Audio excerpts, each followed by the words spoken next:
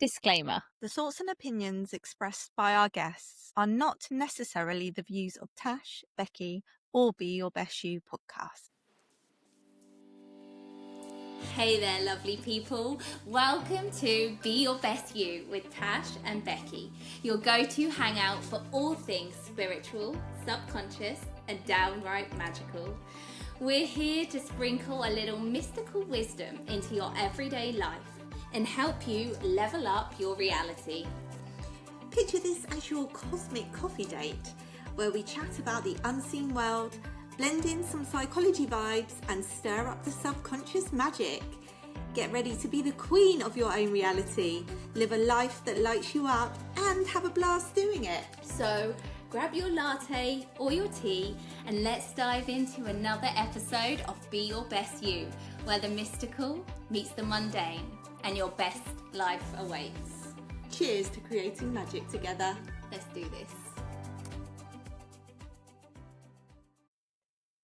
Hey guys, can we ask you a favour? Can we ask, if you haven't already, please make sure that you're following us on Spotify and Apple Podcasts so you can get updated with all the latest episodes every week when they come out. You never know, it might just be the thing that you need to hear at that time. Also, don't forget you can watch us on YouTube, so make sure you head over there and subscribe to us there. And share with all your friends. Thanks, guys. Hi, welcome back to another episode of Be Your Best You with Tash. And Becky, the guest edition. And today we are talking to Lori Lynne Johnson. Lori Lynne is a nurse. Yeah. But she's also a frequency nurse. Yeah. What is that, you ask? Intriguing. We are just going to leave it there for this one. You're going to love Laurie. This episode was so fascinating because Laurie tells us how she went from her journey of having an NDE as a child to becoming a nurse and being very much in that kind of world, to now doing what she has just stepped into, which is a very specific type of energy healing, would you call it? But it's so much more than healing. It's not your typical energy healing like you think of Reiki or anything like that. No. She's doing it in a very different way, in a way that she's only still kind of getting used to and understanding herself. Becky and I have had the privilege, she gifted us a session together before we did the podcast. So we knew exactly what she does and we share our experiences of what we had with her healing. And it's just fascinating. But her journey of how she got here is really, really interesting. And we think that you guys will be able to take a lot from this and you're going to love her energy. So, yeah. Enjoy. Today we have on the show Lori Lynne Johnson. Lori, welcome. Hi guys, thanks for inviting me. Hi. We just got to tell you guys, this is our third time that we've done this. We've having to try and stop ourselves from giggling because there's been one thing after another. But we are ready to talk now. I feel like I just need to get that out there so that we can Definitely. So you know why we're being we're weird. So we are very excited to have Lori Lynne on the show. We have actually had the pleasure of having a session with Laurie before. Well, we had it last week, didn't we? We did. Before this, Laurie very kindly gifted us a session with her. So we have direct experience of what Laurie is just about to explain to you guys in a way that she is going to try to explain to you what this is. But first of all, Laurie, could you try and tell people what it is that you actually do, who you are, and then we'll just dive in from there. Thanks. It is a bit of a challenge, but I feel like a good description is to describe myself as an embodied portal. So what I'm able to do is bridge for people during a session that gives them access to their higher consciousness, their higher self, that normally people can achieve on their own, but it usually requires a significant meditation practice, a significant amount of breath work, plant medicine, psychedelics, something along that line. But in my case, I'm able to, within a matter of minutes, take us both into a liminal type of space, hold it for 30 or 40 minutes, and allow you to then access your higher self. Yes. And we can vouch for that, can't we? We 'Cause you can. absolutely did. Yes. Yeah. It's and we'll dig in. I'm sure we'll kind of dig into that a bit later. So, Laurie, with that all being said, could you take us back to, because this isn't something that you've always done, is it? Could you take us back to kind of what life was like before this and how you kind of found yourself now doing this kind of work? Yeah, I was not a spiritual person in any way. Um, Despite the fact that I had had a near death experience as a child when I was about 9 years old. And again, it was not a typical near death experience. And so I didn't consider it that for a long period of time. But when I was about 9, on a school trip where they take you to a conservation area where you're going to, you know, either have maps and compasses or collect leaves or things like that. I think it was more just get you out of the school for a while. But I somehow ended up close to an edge and fell off. And hard to know because as a child, it's difficult to judge distances and heights and stuff. It was no more than 10 feet, I would say.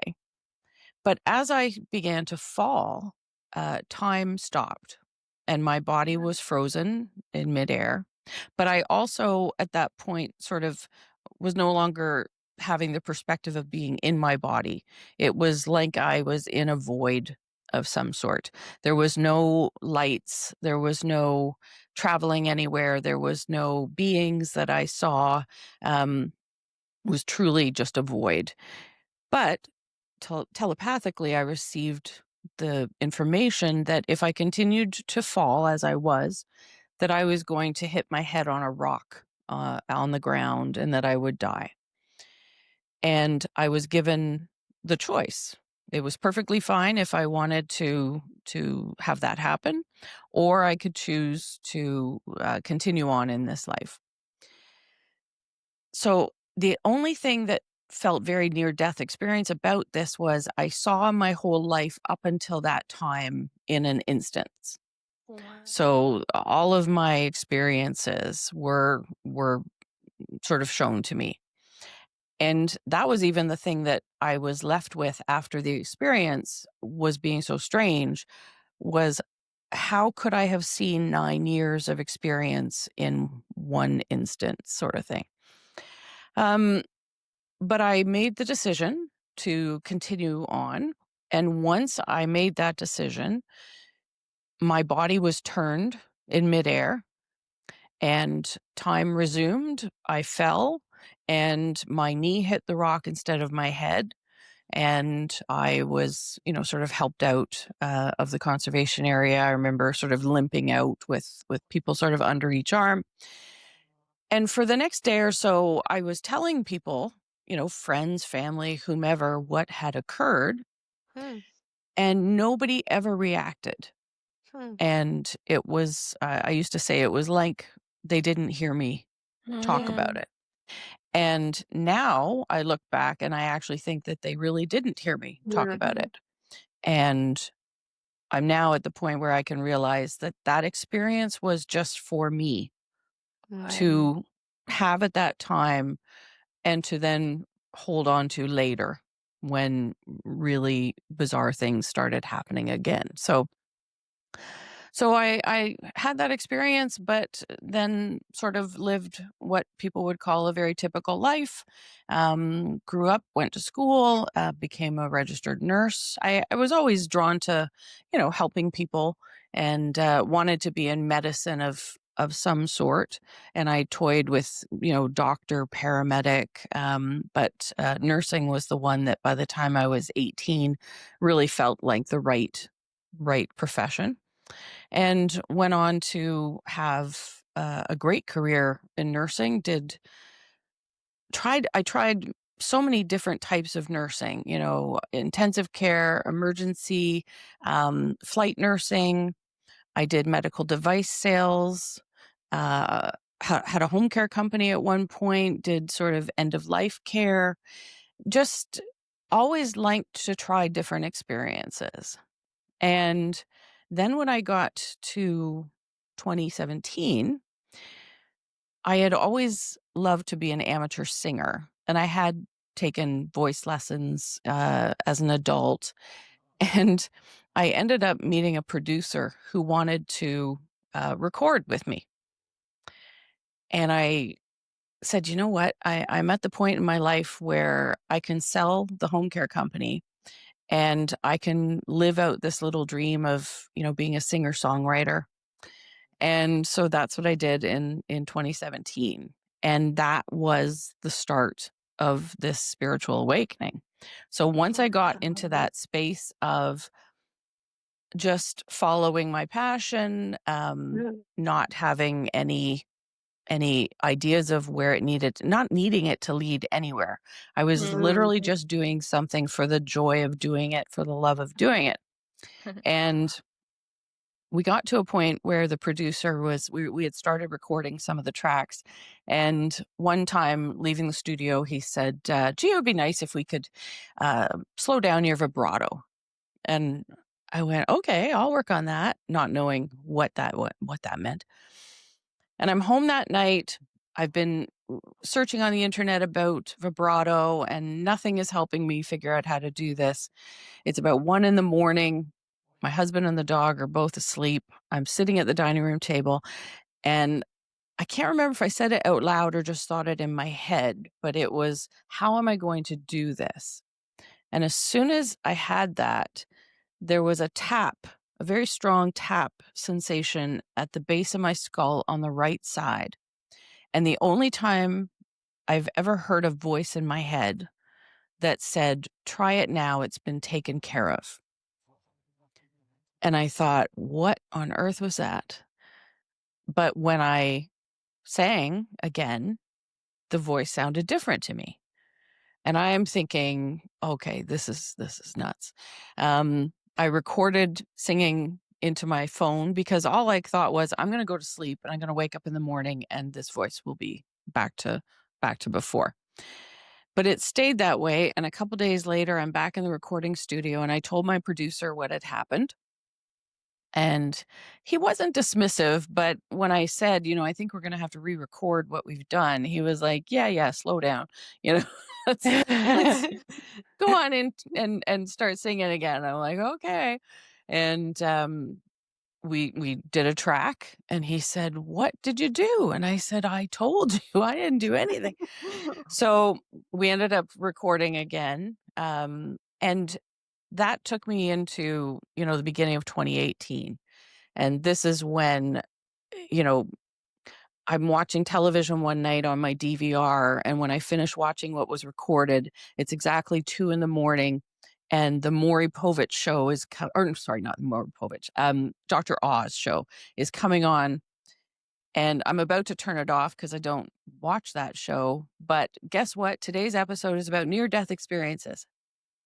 And I'm like, oh, well, maybe I'll watch this. And he had Dr. Eben Alexander on, and I believe it's Mary Cook is her name. So 2 physicians that have had NDEs and written books, but I was not familiar with them.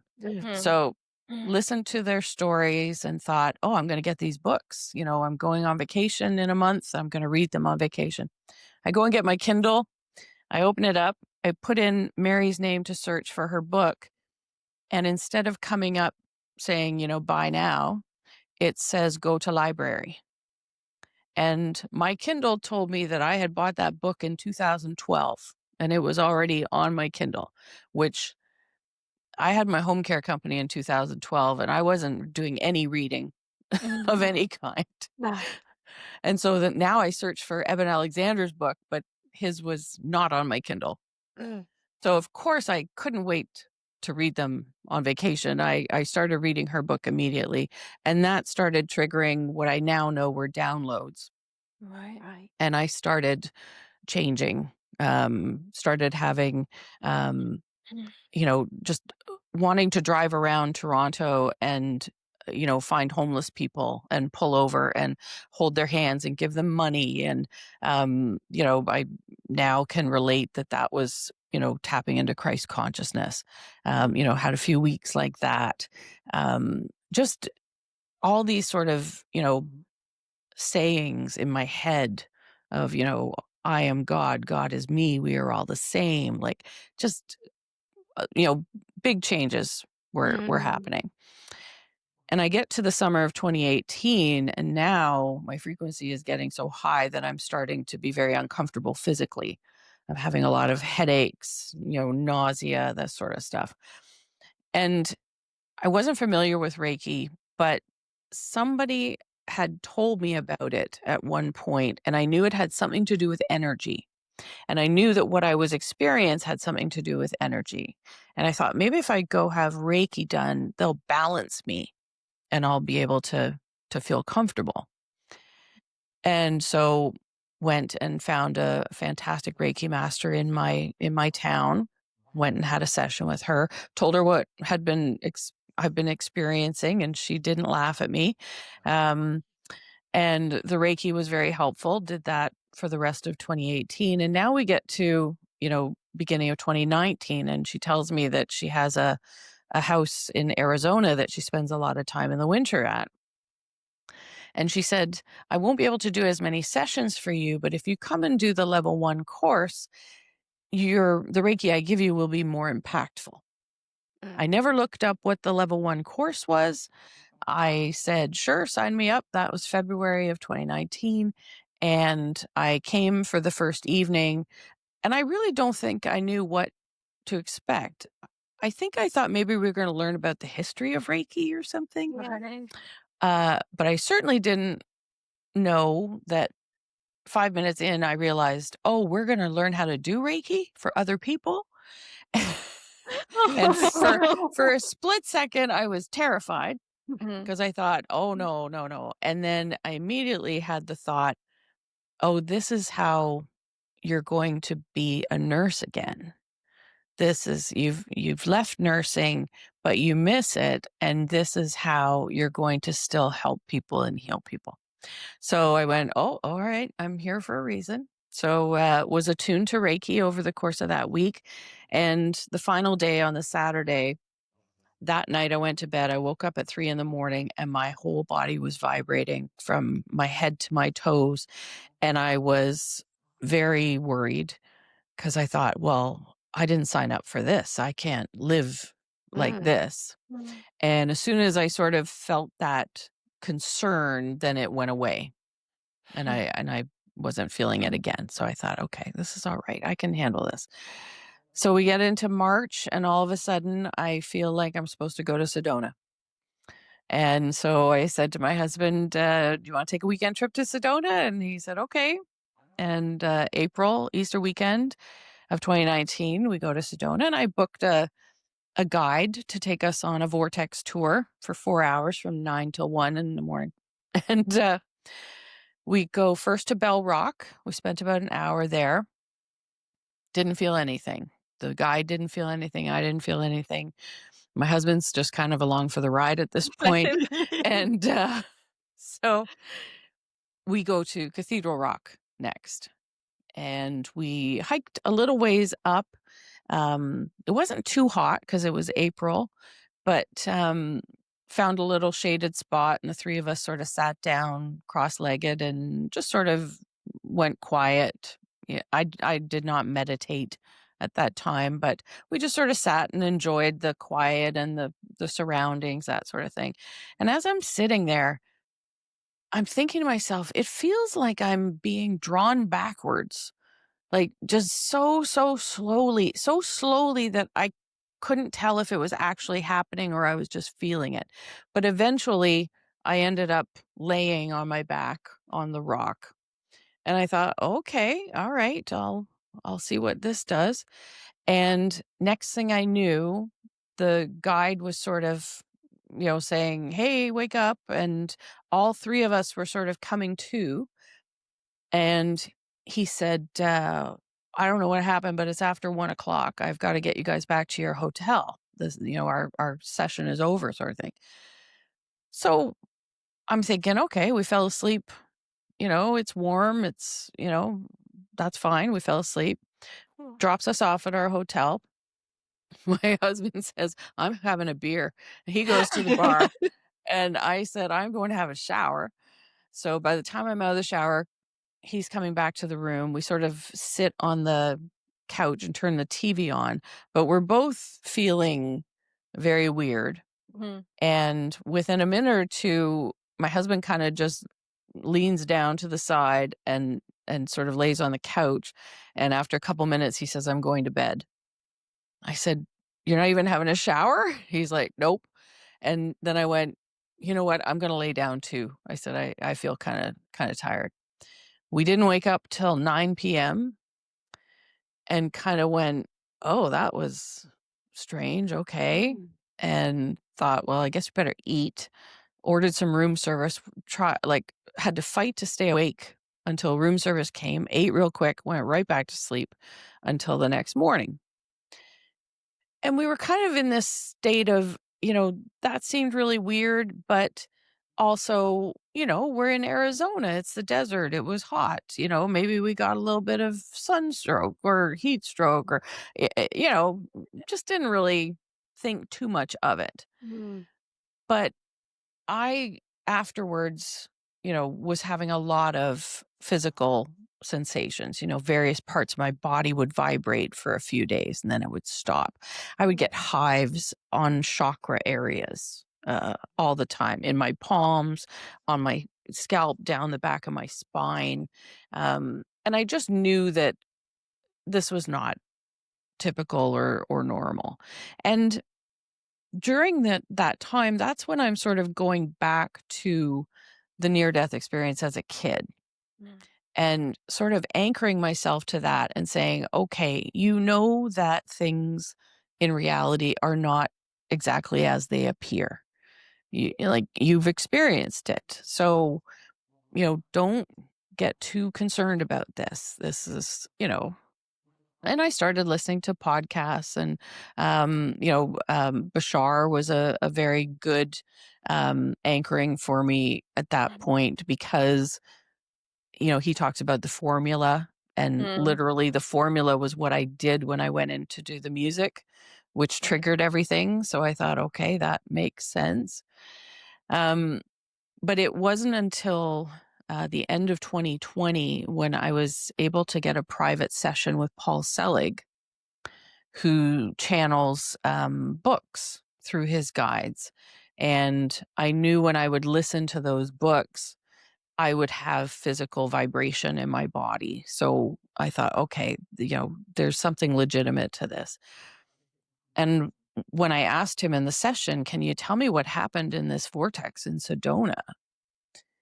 He said, sure, okay, I'll channel the guides. And the guides basically said, you left the body, you stepped a foot into eternity, you reclaimed your true identity, and you came back realized. And he said it, and I'm thinking, what does that mean? And I'm thinking, but I just kind of went, okay, yeah. Thank you very much. Okay, yeah. And he kept sort of saying further, though he did say, he said, they're telling me, though, that you were not aware of this and that this is an ongoing process for you.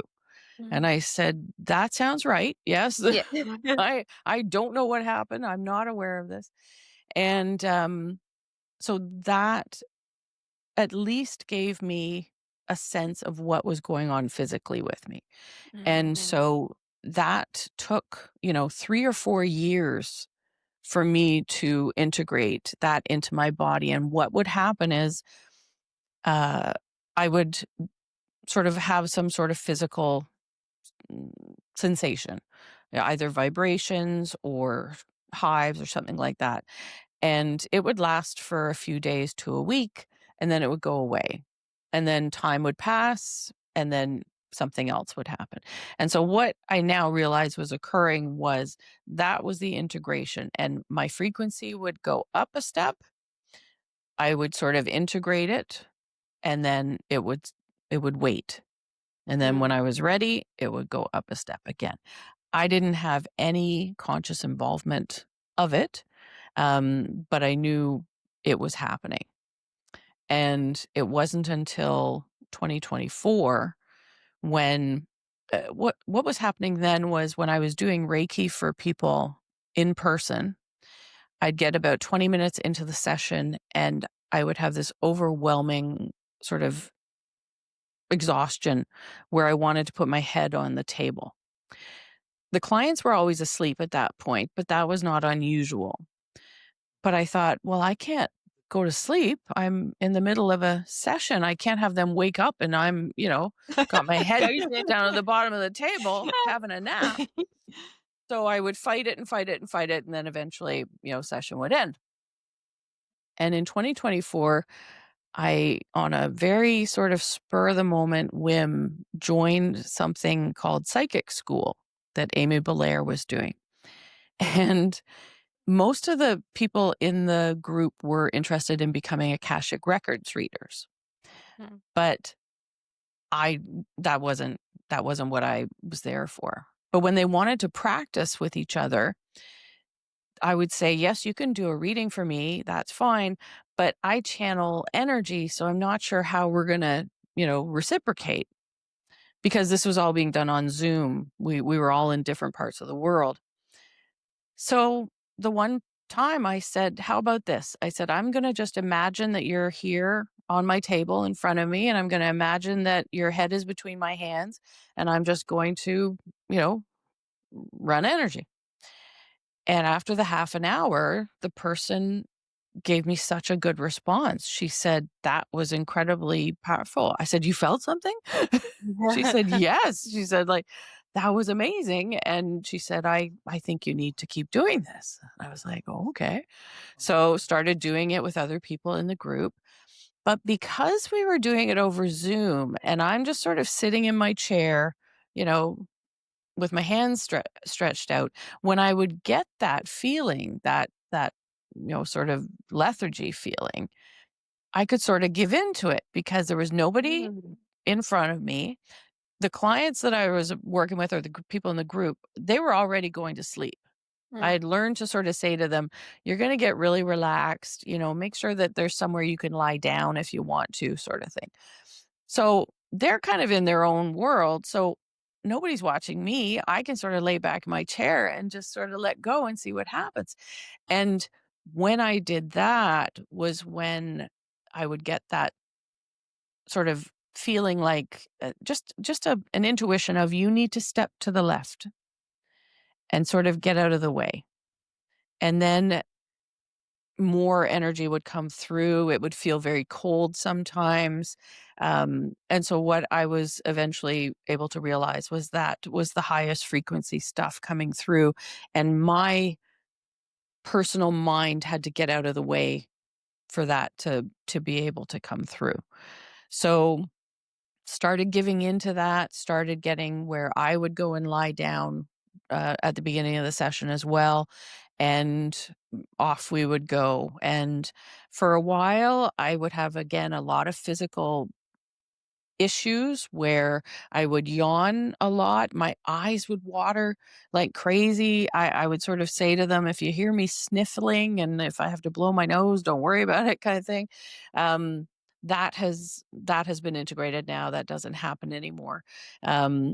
But eventually I got to this point where within just a few minutes, both who I'm working with and myself go into a sort of, you can call it a liminal state, you can call it a hypnotic state, a deep meditative state. But essentially, it's that feeling where your subconscious is more aware, your conscious mind is sort of taking a back seat, and you get into this beautiful space where you can receive these very high frequencies that come through.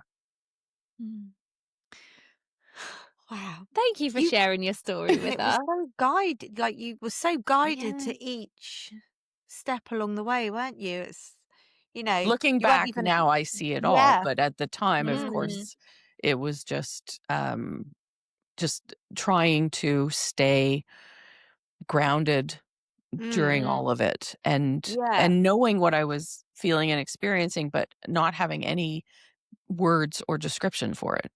Yeah, because you it feels, because I think a lot of people go searching for these gifts, don't they? Like when they get into the spiritual world, they want to have the spiritual gifts. They know a lot about it. They do all the absorbing of the knowledge, then hoping to get the gifts, where it seemed like with you hadn't done an awful lot of that. They were just coming to and you. you just paid attention and listened.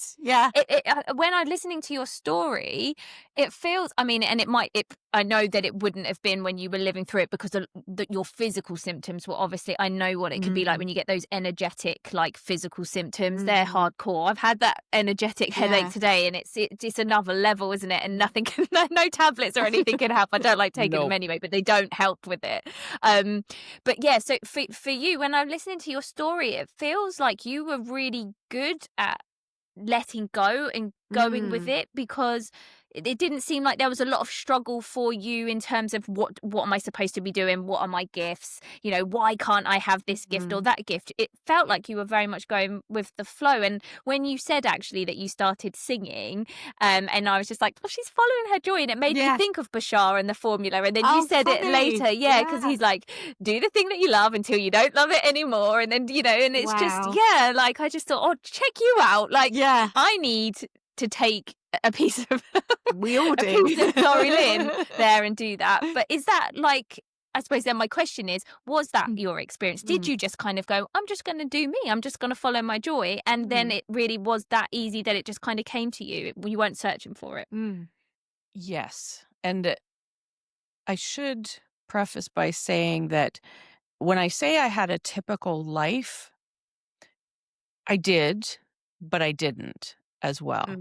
So, and some people have asked, and I don't know the answer, whether I was changed at the time of that near-death experience. I think it's possible. I don't have enough memory of being younger than that to sort of gauge, but certainly as I grew up, I was very detached. But in a healthy way, like not in a dissociated way, but I was just always positive and confident. My life always sort of turned out well. Everything I tried, I was pretty successful in. Anything that wasn't successful, I just sort of went, okay, on to something else.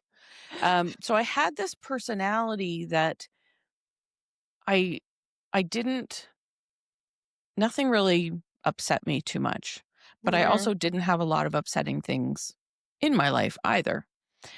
And I could get along with everybody, but I didn't form close bonds. And my husband, we met in our last year of high school, and that was an immediate, like, okay, like this person, I don't know why, but this is it. And it was quick and it was deep. But we also, as adults, both my husband and I, don't have other close friends. We are sort of a very bonded pair. We also knew when we were like 18, 19 years old that we didn't want to have children. And it was not even so much a preference as I just knew that I was not to have children. And now I look back and realize, again, I am going through this, incarnation without having karma attached to me. And I lived that way. Now I live it even stronger. And so I have pretty much a neutral experience of life. And that has allowed me to have experiences and just accept them. And not judge them, not worry about them, and just sort of find the positive nature of it. Again, it goes back to Bashar. When I started hearing what Bashar says, it was sort of like, oh my God, this is how I have lived without knowing it. And it was so helpful when I was going through this. It also helped when I would tell people about it, because I also wasn't one of these people that I was going through it and not telling anyone. I would tell people that this is what I've experienced. This is what I was doing. And people would reflect on, gee, you talk about this so matter-of-factly. And that was it. It was just like, well, I can't tell you. I can't make it up. It's what I experience. I don't know what it means sometimes, but this is it. So you're right. It didn't cause me any distress. It I didn't want more, like you said. I felt all the time that whatever this timing is, that's the timing it's going to be. Yeah. That's amazing. Honestly, like I do think you're that's unusual. Yeah. You don't see that an awful lot, do you? Because even when I heard Bashar, and before I heard Bashar's formula, and all the things that I learned from doing the hypnosis training and the mindset work, all of that made sense to me. It wasn't like I was learning something new. It was like I was remembering, like, this, yes, this makes total sense. You just do what you love and you keep doing it, and good things will kind of magnetize to you. You'll be shown the way. All of that stuff for people that don't know what Bashar's formula is. But understanding it and it making sense and then actually doing it are two different things. Like that's the part of life that's tough, isn't it? Like, you have a great blueprint here, but then actually trying to do it is really difficult. But I just love how you just lived by that. It's like Chris, isn't it? My husband's very much like that as well. And it's just neutral. There's no emotional, like you said, you were detached. It's not like you're a psychopath, or you have no heart, because clearly you do, but it's just like you're very neutral. You don't have heightened emotions around things. It just is. Yeah. And that's what we all need. Like, truly, that is all what we need to work to. That's why I do the job that I do. I'm trying to get people to that point that they can live like that. And you are a perfect example. It's beautifully shown how when you do that, things do work out for you. And it's not to say life is all easy and blah, blah, blah, blah, blah. You had to deal with a lot of the integration stuff, and that's hard. A lot of people won't even know what that feels like, but that is hard work, isn't it? Physically taxing, energetically tiring. So it's not easy, but you kind of just flowing with it and allowing, and then look where you've got to. And also where you'll keep going to, won't you? You're here now and you're doing what you're doing now, but also you're going to carry on doing this, and you're going to have more things come to you as and when the time is right, and you're not forcing, because it's when we force and we want that we're actually pushing it further and further away, aren't we? Yeah. You wonder whether that experience that you had as a child gave you the ability to access this neutral space. How you sort of you went to that void, didn't you? And you were able to. I feel like it there's a good chance it did. I don't know for sure, but it does sort of feel right as I say it. But it does go back almost, I think, to the beginning. It was unusual in that I was adopted as a baby.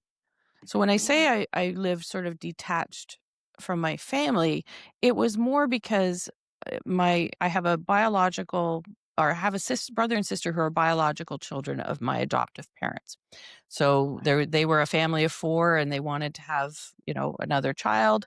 And back in that day and age, you could adopt so easily. So I joined the family. But I would sit around the dinner table sometimes and look at the 4 of them and think, boy, I feel very different from them. But at the time, it was just sort of, well, it's because, they all share the same DNA and I do not. But as I've come to learn the story of how I was, came to be, my birth parents, they met one time, one night at a party in university, and hooked up, and and literally my birth father left town the next morning to go to a different province. So I feel very strongly that I literally said, okay, it's got to be this woman and this man to Yeah. create me, her to carry me, Oh, yeah. but I'm going to be put into this family for Yeah. my life, for my yeah. Yeah. Um so that I look back on now and realize that that was also part of this life that I'm in right now. Yeah. Wow. That's and again though, like you speaking matter of factly when you're a little child and you're at this table with a Yeah. family and you're like, I feel different from them. Yeah, it's because I've got different DNA from them. Again, just it's so matter of fact, so neutral when that could be really Yeah. traumatizing or upsetting for other people. Yes. Mm. And that was the other thing about being adopted. Mm. So I don't remember when I was told I was adopted. I was obviously very, very young. And it was not a big deal in my family. Like, it was, I was brought home on Christmas Eve. Sounds like a Hallmark movie, but and there was they had a big party and an open house for family and neighbors, and then every Christmas Eve they would do that, and it was sort of the story of how I was brought into the family. It was very positive, and I never, as a child, it sounds strange, but I never even remembered that I was adopted. I never thought about it. I would sometimes see something on television about adoption, and I would literally think, "Oh, yeah, I was adopted." I never really Wow. thought about it. Yeah. And I never had my thought about it was always, gee, how great that this woman, gave me to have a better life, that she, like, it was never I never had the experience of thinking, "Oh, I wasn't wanted. I wasn't good enough. I wasn't," never had that thought, and therefore never had the desire to find my birth parents, because I didn't need that. Like, there was nothing inside of me that I needed to fulfill. But then I got to my late 30s and suddenly went, "Oh, I've never thought about these poor people that, you know, gave this child up for adoption and don't know what happened to her. Maybe I should try and find them so I can let them know that, I'm doing great." And did that at that stage of my life. But yeah, it looking back now, again, emotionally, I was an unusual kid, uh, and even now as an adult. And I did have the presence of mind when I was young to think I am kind of more self assured than most people my age, sort of thing. But I thought, the childhood was not ideal, and my parents divorced, at 14, and my mom went through a really bad emotional breakdown at that point, and my brother and sister who were older were out of the house, so it was just her and I. And so we did a reversal of roles where, at 14 I sort of became the parent and helped her and looked after her. So when I'm getting to 18 and sort of feeling more mature than my peers, it was really just I went, "Oh, cuz I went through that at a young age and that kind of shaped me." And that's so there was always rational reasons of why I was the way I was. Um but again, as I've reached this point and I reflect back, I can see all of those pieces that incorporate where I'm at in this space right now. Yeah. I find you fascinating, Laurie. Oh no.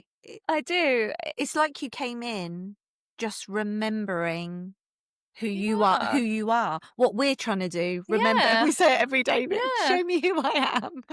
And it's like you came in with that remembrance, Mm. and you and that knowing that you'd actually chosen all these things that had happened to you, and you're observing, and you're like, yeah, that's because it's just Yeah, it blows my mind because I'm hearing, you're telling me more and more about your story, and I'm thinking, just one of those things. This is the type of work that I do. I process the effects of having these happen in your childhood on a daily basis with Yeah. people. And just one of them, I'm like, I can see all the limiting beliefs that come from them, the ways that it is prevented people from, just being who they truly are, like all the ways that it's hindering them in their lives now. Just one of the things you've got all of these, and you have literally, I just find it so fascinating because as a child, you were literally parenting yourself the way that I take people back to parent their inner child, giving them what they needed because they didn't have that from their parents. And no shame on their parents, and certainly no shame on them, because but you were somehow are able to do that. I just find it incredible. But I have it, like, my mind is like going while you're talking. And I don't know whether you can answer this. I don't know whether you know. I don't know whether you can speak to your guides and you've asked questions. But when you're talking about, so you said about you have this knowing that you don't have any karma in this lifetime. And then obviously I'm listening to you and all these things that could be considered traumas in your childhood, and you're just coming through them neutrally. And that links, for me, I'm just like, well, that's linked. And that also then makes me think of like when you hear of people, and it's not the first time I've heard this about the karma and not having children and not being kind of tied to the earthly karma.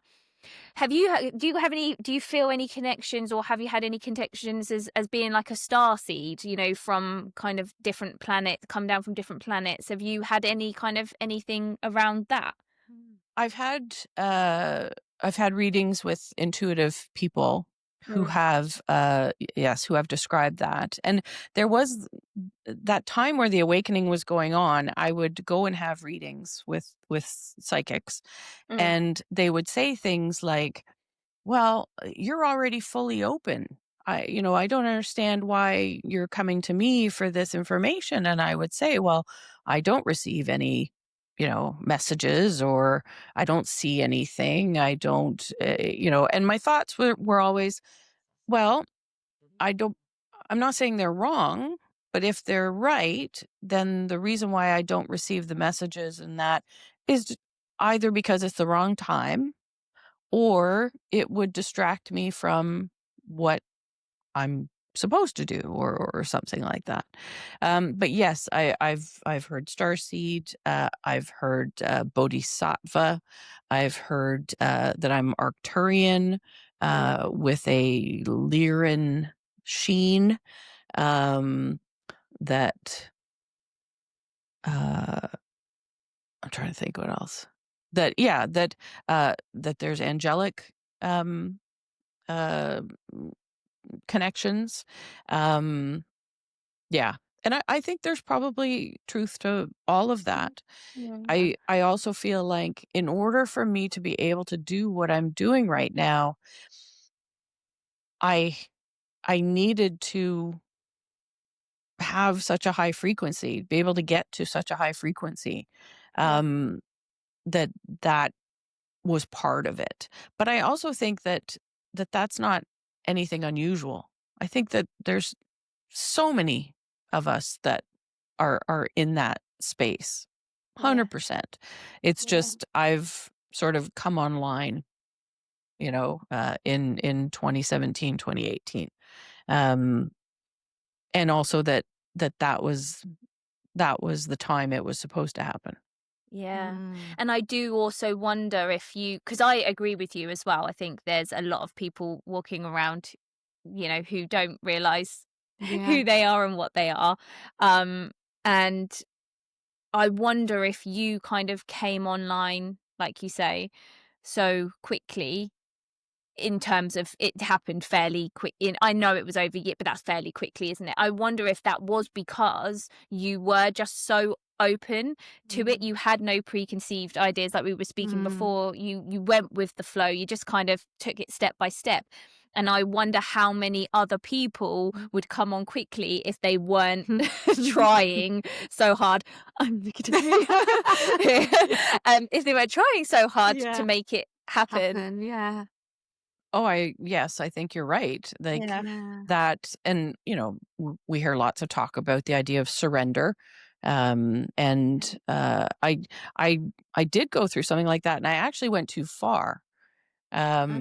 So I got to a point of acceptance where it was like, oh well, I don't need to worry about anything. I don't need to make decisions really. My higher self, my higher consciousness is driving the bus kind of thing. So I can just sort of float through life. And I was very fortunate to connect with a mentor who is a hybrid human. And I am not a hybrid human. I was born, I am human.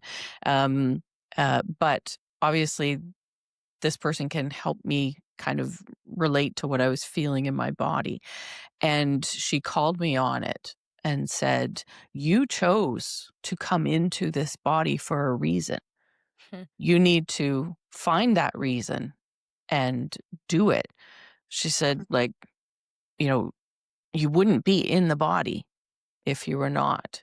And the analogy I got was, you can go to a very, beautiful restaurant with fantastic food, and you can sit there and say, well, I know everything that comes out of this kitchen is going to be fantastic.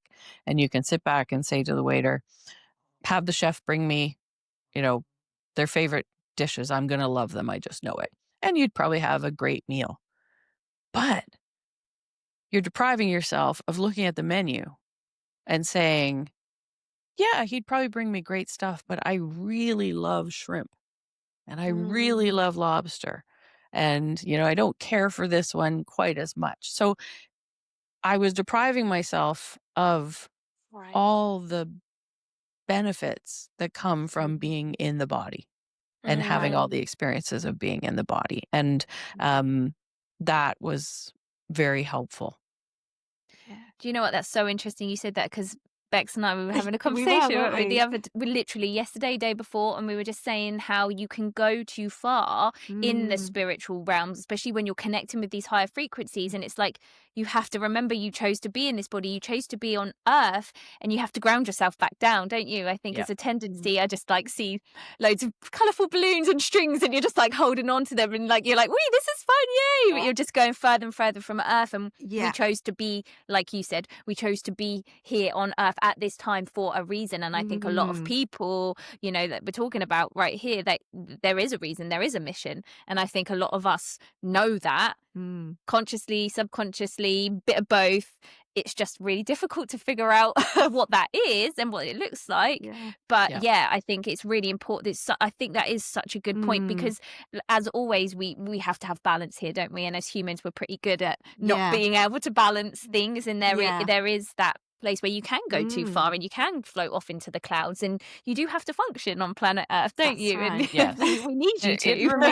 It remains a challenge that I am working on myself, is to be more grounded. Yes. How do you?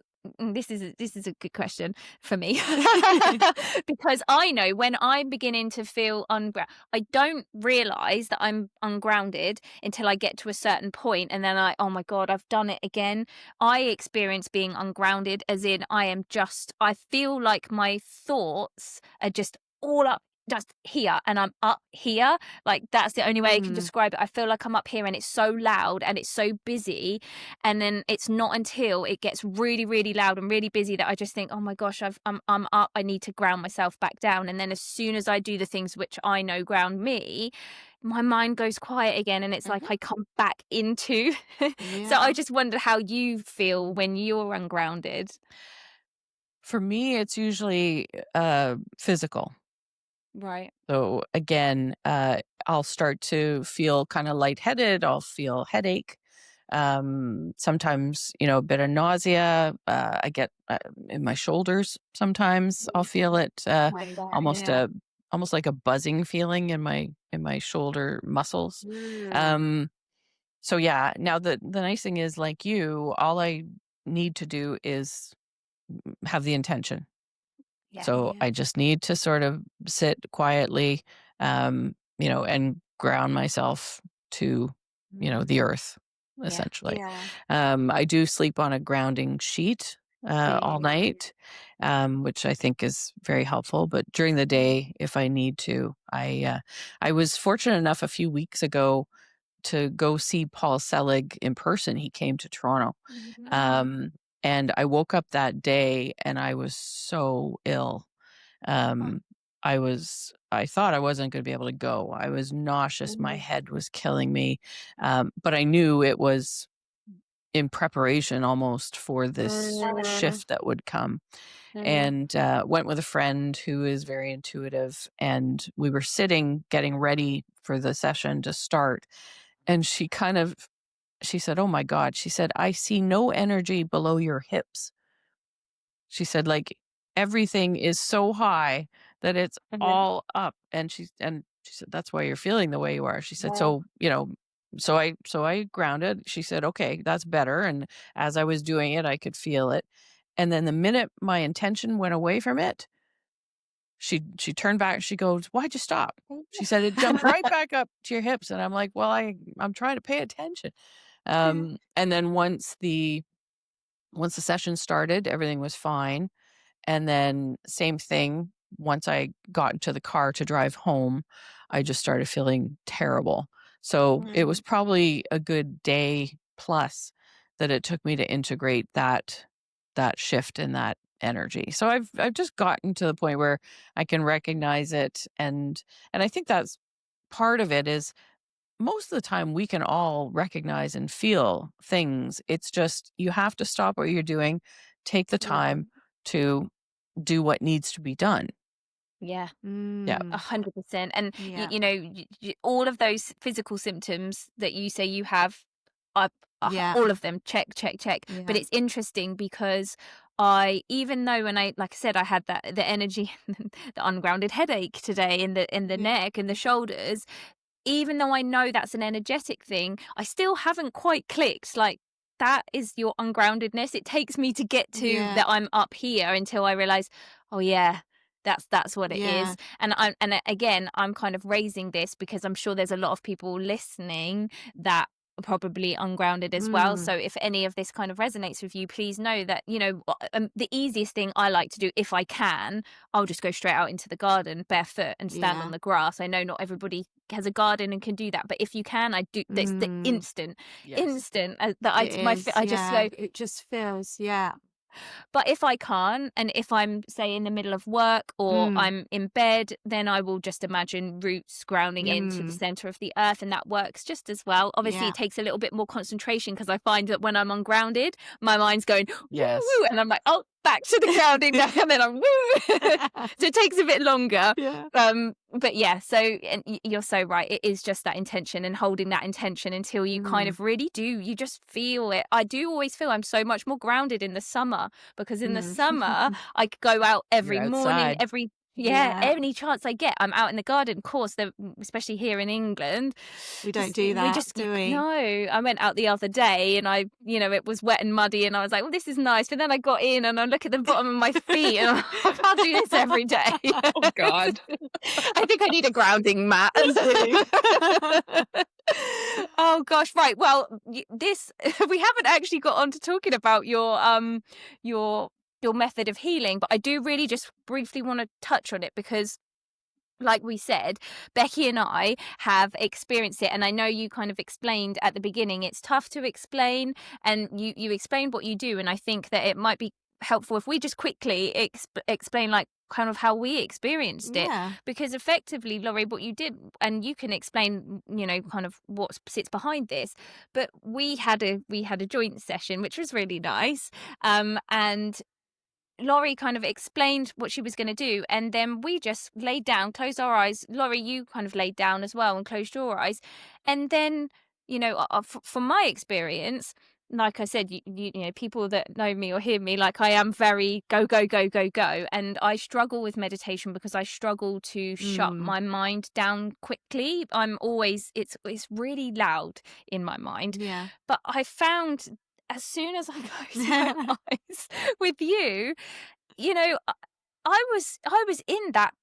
Genuinely, I was in that what I would call a hypnotic state because I'm a hypnotherapist. Yeah. So, and it was so quick, and I was really surprised at how I wasn't fidgety, and I wasn't thinking, oh, I've got to go to the shops and then I've got to do this for work, and my Yeah. mind just wasn't doing that, which is really, really unusual. Mm. And within, I would say, probably about 5 minutes, I started having kind of images come through. So I'm very visual. So I started getting my visuals come through, and they were really powerful. And I can still see one of the visuals that I had, and it was really relevant to what was going on with me, but I got more answers for it.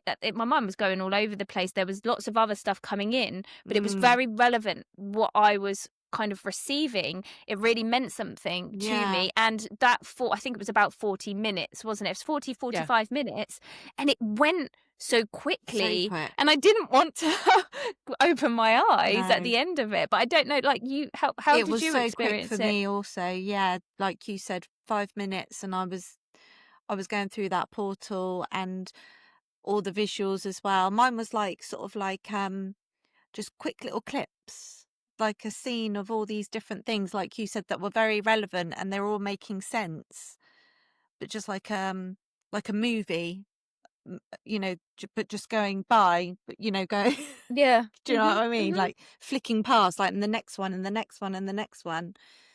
And I had, I also like felt very like safe because I had a moment when we first closed our eyes where I was a little bit. I think it's my control issue coming through. I was fighting it, and I was like, oh, I don't know if I want to go into that. You know, you know, that's just my thing. And then before I knew it, off I went, and I was up there, and yeah, because I felt safe. And you were there as well, Tash. I was like, I'm coming with you, Tash. I'm coming.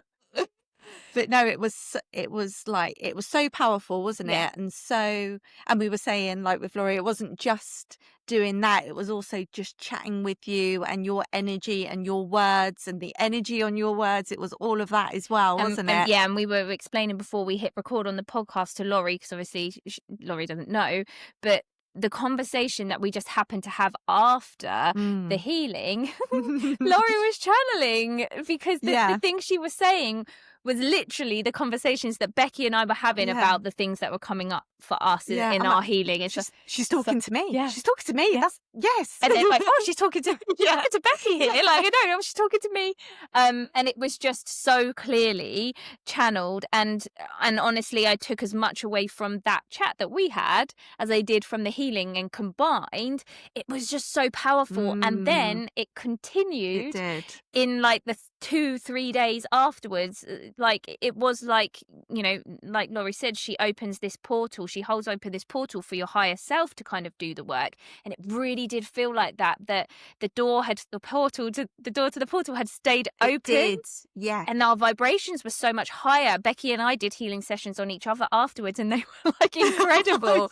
So powerful. And the things that came from what came up in Laurie's session continued. It was like bits of the puzzle kind of fell into place. Now, obviously, I know not everyone's going to do healing with their friends and stuff, but it doesn't matter because it will come to you in whatever way it needs to. But I just, we really wanted to emphasize the fact that it's not just about the session itself. There is definite work that is done after the session. Sorry, Laurie, we have kind of explained your own healing to people, but well, you know, you're the best. You're the best people to explain it, because I don't have that experience during the session.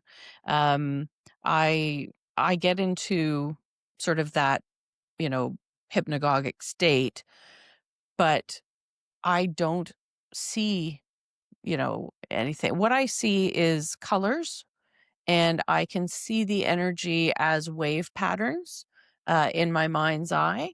And sometimes I feel, tingling in various parts of my body. I feel, I can feel the energy moving. But uh, I'm not sort of tied into what you are experiencing for yourself. Um, it's kind of interesting for me in that everybody, and again, I can, right now I've done groups up to 5 people at a time. I find it very interesting that everybody is having their own personal experience of what is best for them. And that I'm really a bit of a bystander there, that's really just facilitating your access to yourself in a way. Yeah. Mm. Yeah. I And love that. Sorry. I could just see your training there, Laurie, from when you had that first experience when you were a little girl. You've been in training for this. They've d- d- you can just see it so Mm. clearly, can't you? But that's the same with everyone. Yeah, Like, yeah. honestly, I do. I think our whole lives we're in training Yeah, for yeah. what we're for our Yes. mission, for what we're supposed to That's be so doing. And true. it's like hindsight's great because you can look back on it. Yeah. But just trust. If you don't know where you're going right now and you don't know what you're doing, trust that, it is for a reason. Again, I can like resonate with Lori Lynne because I went to medical school and I was in that kind of world. And though I didn't carry on and continue, I know that that was all for a reason because a lot of the things that I had learned there and around that, I am now using in a completely different way, in a way that I never thought I would use. But it's been helpful Yeah. to me and it's helpful for others because we were saying earlier, like, with us being on that side of the fence, so to speak, there's a bit more credibility sometimes when we start Yeah. talking about all this woo-woo stuff. It's like, oh, hang on a second. They weren't always like this and they were like on the other side of the fence Yeah. at one point. So I think there's a reason for that. And I do, like you said, yes, you Definitely. can see Laurie was kind of working her way up to this, but so are you guys. And it's just about trying to let go, Yeah. be more Laurie Yeah. and let go Well, and and just I shit like I what you I love. Go don't thing. dismiss I don't dismiss traditional medicine. Mhm. And I'm still doing some shifts in the hospital. I'm doing a shift in ICU tonight. Because the people that are in the beds in ICU, I can't go up to them and say, "Hey, you know what? You don't need me to give you some IV medicine tonight. Here's what we're going to do. You're going to go to sleep and I'm going to lay down in the bed here and you're going to channel your higher self." They don't need that for me right then. They need me to give them treatment and healing in the method that they believe is what works for them right now. Because yes, I know that they are healing their body themselves, but I'm playing a role for them for helping them in the way that they perceive they need. And I don't dismiss that everybody is in a different phase of their, spirituality, their awakening, their frequency, however you want to label it. And so I still consider it a privilege to be able to go in and help people in the method that works best for them. I think it's really cool that now I have this other ability to take people that are, that their frequency is climbing and to be able to open this up for them as well. But I'm still comfortable in, sort of in both worlds. And I feel like there's good value in both. And I feel like I I'm love that you said shifting to that. the point where I will probably have to stop being in the hospital because my time, it feels like this is the time for me to do this type of work as much as possible. And as I'm starting to become, more known for this, then I'm getting busier. And so there is a time where all of my time will be taken up doing this and I will step away from the hospital. But I also feel like that's okay. There's lots of great nurses in the hospital that can do that. There's less people able to do what I'm doing now, so I'll fill that role now. Yeah. Yeah. Oh, I love that so much because I Yeah. totally agree with you. I would never knock, regular allopathic medicine. I think there's a place for it. And like you said, it's a bit like, it made me think when you said that, it made me think about when you said about trying to talk to people about your NDE and they couldn't hear you. It's the same thing, isn't it? It's just a different frequency. If you started banging on about what we're talking about today, they would be like, what? Give me the morphine. I'm in pain, my leg hurts. And I think that's a really, really important thing that we have to remember, because there's a lot of people in the kind of spiritual world that I think want people to catch up with their way of thinking or try and put their beliefs or their knowledge, whatever, on other people. And then no, everyone's on a journey. And again, that's why I appreciate my journey, and I understand why I had to have the journey I had to have, because I understand that, because I was that person. Yeah. And 7 years ago, 8 years ago, if you'd have tried to have this conversation with me, I would have thought you were nuts, and I would have told you to get going. So I appreciate and I understand that. And like you said, everybody, there's somebody for everyone, I do think. And this is where we have to be able to be smooth and go with the flow, and know that when, I even have seen that since I've been doing this work in hypnotherapy, my work and the person that I've worked with has evolved as I've gone on, because as I've evolved and my understanding and my frequency has risen, that the work that I was doing doesn't resonate with me anymore. But I know that there are other people that are coming in that will kind of do that, and then I'll move on and do mine, and I know that I won't stay there. And I'm in a transition phase right now where I'm bridging that at the moment, and that's okay. It's all right. We don't have to stay where we are. We're supposed to evolve, and I think it's really important at this point in time, isn't it? That I think a lot of people are having to move out and do things differently because the frequencies are rising so quickly. There needs to be people like you, Laurie,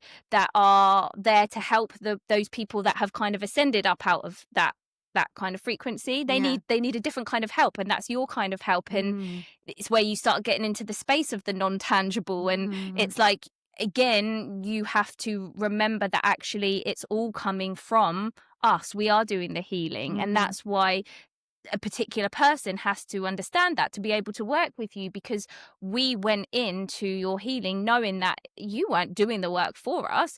We were doing the work. Our higher selves were doing the work for us, and we trusted that. And then so we were okay with you kind of just saying, well, I'm going to go and lay down, you're going to lay down, and then this is what's going to happen. But, potentially 7 years ago, if you'd have said that to us, we would have just thought, how is that working? You're not doing anything for me. I'm not doing, I can't do anything. You're not doing anything for me. What is this? Yeah. Whereas now, and I love it. I love that I can lay there and think, yeah, amazing. She's holding open a portal for me. So my higher self, who knows me the best and has my highest and best good, can come in and do the work. And I trust that, even though I don't know what that looks like. And again, the control freak part of me, like years ago, would have just been like, well, I need to work it out and I need to know what she's going to do and how this. Now I'm just like, I don't know. Well, this is fun. Let's just see how it goes. And it's that surrender that then, allowed us to have those incredible aha moments that we had during and after your session. So, yeah, I just think you're awesome, Lori Lynne. It feels so good. That's the other thing too. It feels so, and like Becky said, it feels safe. It feels like once you start to experience it, you realize, oh, this can't be anything but good for me. And even so, the nurses that I work with will often ask me to just, I'll put my hands on their shoulders for 5 minutes, and it can sort of regulate their autonomic nervous system. Now I'm fully awake and conscious while this is happening, but it's enough to take their stress level down, help them feel calm and relaxed. And lately, they are starting to describe that it also makes them feel happy, which is not something that always happens at work. But I'll have somebody come up to me, at the end of the shift and say, I have been in a good mood ever since, 3 hours ago when we did that. So it's that is how I have convinced, pretty straight-laced, critical care nurses that then they don't really understand how, and I can't tell them really what is happening, but all they know is 5 minutes of my hands on their shoulders, and they feel really good, and the rest of their shift is much easier. So there is a lot of, you just have to feel it. There's that initial little bit of trust to try it, and just experience it and feel it.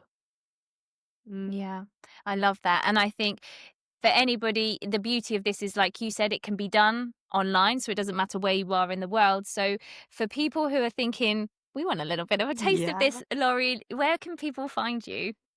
So easiest is to go to my website, which is frequencynurse.com. And you'll be able to book a session through there. I also have I have an option for people if they're just looking for sort of traditional Reiki. So if they're really new to this space and they feel like, their higher consciousness might be a bit too intimidating for them, we can start off with something that is a little more traditional. If they just want to dip their toe in the water, that's an option for them. And then I also have an option for people if they just want to have sort of a guidance conversation. So as you guys mentioned, it does start to channel as I talk to people, and they ask questions of me or they're asking for guidance. So I put that up as an option as well if somebody, not really interested in the frequency stuff, but you just want to have somebody that you can talk to about some strange things that have been happening in your life. If you've had a near-death experience and you have nobody that you can talk to about it, I put that up as an option as well. Oh, that's lovely. Thank you, Laurie. And I'm sure everybody's been able to feel you have got such a lovely, open, safe, warm energy. And I think that really helps with the work that you're doing as well. So thank you for that, Laurie. Really, thank you. And thank you for your session with us as well. We're so Very grateful welcome. for it. You don't even realize, honestly. Before we let you go, I feel like we could talk to you forever. Is there anything that you would like to leave the audience with? These days, I feel compelled to try and help people release their fear about, sort of the chaotic times that we are going through right now. And I understand, why people are feeling so upset. The change that we are undergoing right now is so rapid, but it is necessary, and it is going to lead us to such a better frequency and energy. And it's unfortunately, it's not something that we can just snap our fingers and move through. The analogy I was given was when you're renovating a house and everybody wants the new brand new house that we see at the end of the renovation shows, but you have to tear down the inside of the house, and everybody panics. So on those shows, you see the old house first, and everybody has their vision of what they want their new house to look like. And then the owners go away and they go in and they start tearing everything down. And then they'll often bring them back afterwards and show them. And they walk inside and you can see on their faces that they're immediately thinking, what have we done? Maybe it wasn't so bad, that old house. You start going, you know what? We made do with that house for, 20 years and it was great. And you start to panic a bit and think, I've made a mistake. This is the time that we're in right now. And we're eventually going to get to the spot where you start to see the new house and you get that sort of feeling of, oh, I wish we had done this sooner. Maybe it wasn't so bad going through that upheaval. Like, sure, we had to wash our dishes in the bathtub, or maybe we had to go and live with our in-laws for 2 months while they were finishing the house. And there was that time where, it was not comfortable and it didn't feel familiar anymore. And that is the time we are in. But we are moving towards something that is so good and so beneficial. And I just want to try and, let people feel that in my voice, that you can drop that fear and move into, again, just find a state of neutrality with it. Get into the point where, you're in the point where it's begun. We can't go back. We're not going back. It has already started. And so the cupboards have been torn down. The shower has been decimated. You're getting a new bathroom, and you just have to now find a state of neutrality to stay in until it's revealed to you. Yeah. Perfect. Thank you, Laurie. Thank you. It's been an absolute pleasure having you on. It really has. Thank you so much. Thanks, guys. Thanks so much. All right, guys. That's it for this week. We will see you again next week. Take care. Take care. See you later. Bye. Bye.